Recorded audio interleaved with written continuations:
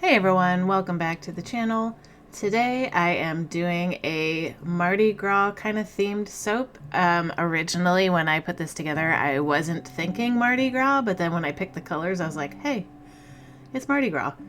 But I wanted to showcase the butterfly swirl, at least my version of it. I don't know if I'm doing it 100% correctly, but I think it turned out pretty cool in the end. But anyway, so I have here Snake Island Green from Mad Micas, Pow Pow Purple from Mad Micas, and Lala from Mad Micas. So I have a company specific color palette here. So anyway, I did my standard way of doing things, which is, just making sure that my hard oils are melted and then my liquid oils are added to it, and it lowers the temperature. In this particular case, the temperature was still a little high, so I had to take a break and let it cool down just a little bit more before I continued. I also wanted to mention that the fragrance that I used in this one is actually an older fragrance that I've had kind of lying around for a while, and it's always behaved really well on me.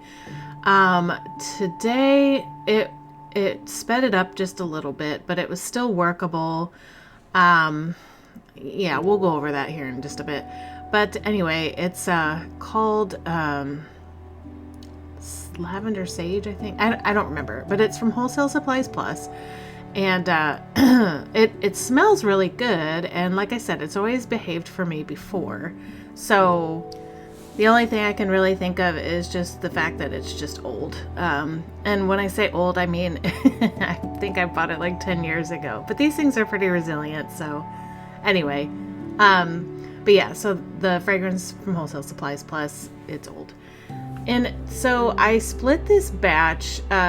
My goal with this butterfly swirl was to have one side one color, and then the other side I would pour in alternating circles, kind of like the mod circle technique, and then do a full length mold swirl. So I just split this batch up.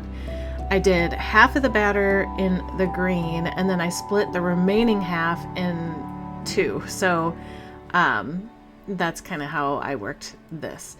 And I love how vibrant these colors are. I've never worked with the purple or the yellow. These are newer colors for me. I've obviously worked with Snake Island before. You've seen it in my clamshell technique. I'm using my longer mold, so this one doesn't fit very well in the camera, but yeah, so anyway. I get really messy with this.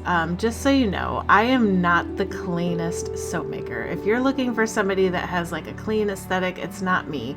I always clean up after myself, but while I'm doing this, I'm kind of under a time clock, so I'm not concerned with overly cleaning up after myself.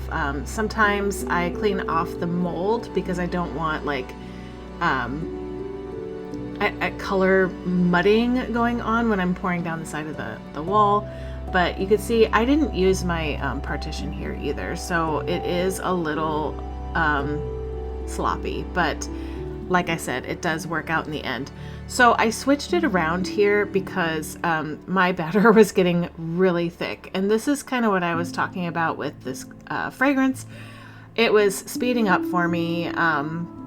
My temperatures were at like 90, so I don't think that was it at all. I really do believe it was the fragrance oil, especially if, the camera doesn't do it justice, but there was some ricing going on. You can kind of see it in the green up here. But yeah, so I just gave it a good stir and it went away. But the fact remains, it was still thick, like thicker than I am usually using or working with, just because normally I'm doing like designs that require like a really thin trace. So this, yeah. So I just kind of resorted to the mod circles technique. I was pouring a different way in the start, but then I switched it up. But really in the end, it doesn't matter, just as long as you have one side, one color, and then you have kind of your other colors on the other side. So even as sloppy as this is, I still achieved what I was trying to do here. So, also, if you notice, despite the fact that this batter was really thick, so to speak, it was also flattening out really easily when I jiggled the mold. So that's perfect. But yeah, so anyway, that's this is kind of my bastardized butterfly swirl. So sorry about that, but I still think it looks pretty cool. So again, what I did here was just put the one solid color on one side and then did circles on the other side. And then I'm going to take, oh, there I am cleaning up for the clean freaks. So I'm taking a chopstick, or two of them, and I'm just doing like kind of a back and forth swirl, kind of like, you know, just a standard swirl going around. And then I looked at it and I was like, I'm going to go up the middle too. So now I have this like kind of interesting like pattern going on the top, and it looks really cool. And anyway, so with this mold, I have to use my other modified heating technique. So I have it, all my supports going in because the mold bows in the middle, and then it goes into that makeshift thing. I think it got too hot. It is getting warmer out here in the Midwest, so even though this is in my basement, it's getting warm. But you can see, look at all the bubbles on that color. When you see stuff like that, it's a sign that your batch overheated. And really, I mean, it's still a very functional soap, and it's still, you know, very nice. But yeah, if you're like into that smooth look and, you know, stuff like that bothers you, this type of soap is probably not gonna, you know, you're probably not gonna like it. But anyway, so for this particular technique, as I'm cutting it, I've got to cut it the horizontal way like I would with wood grain, because I made that swirl all the way down to the bottom. But in order to let this pattern shine, you have to cut it so that the top part is facing you. You can see that little cut there that I have up there in the top of the frame. It would look really weird if you cut it the normal way. So I'm just trimming off the ends right now. And then I'm going in and I have it at 3.5 inches across for three. It typically makes 9 bars. So I have it cut 3.5 inches across. And then it's like a perfect inch when you do like the horizontal cut. So you'll see what I mean by that here in just a second. I also realized at this point that my cutting blade was too short for the height of this, so I'm cutting my extra piece here on the side, and yeah, you can see how weird that looks. But anyway, so with this horizontal cut, I have my top, and then I flip it, and there's like a perfect 3 inches there. You can see that. I do trim off a little bit, just like a shaving of the top to get that ash away. And then I do the same thing on the back end.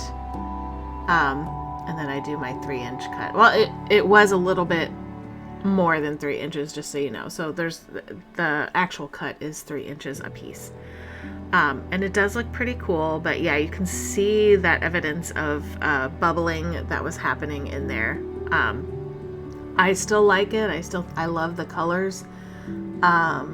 Again, just like my weirwood, it didn't turn out exactly like I had hoped, mainly because of that heating issue. But I still think it looks pretty cool in the end. I don't think I want to name this bar Mardi Gras, even though it's got the colors. I'm not really a big, Mardi Gras type person, but I do like the color combination. But I also don't feel like it really fits with like my book themes. Like I named a couple of my soaps after my books, like the Cavern of Souls and Parley. But I don't know. What do you guys think I should name this one? It is, I don't know, a little different, but I will take all of your suggestions.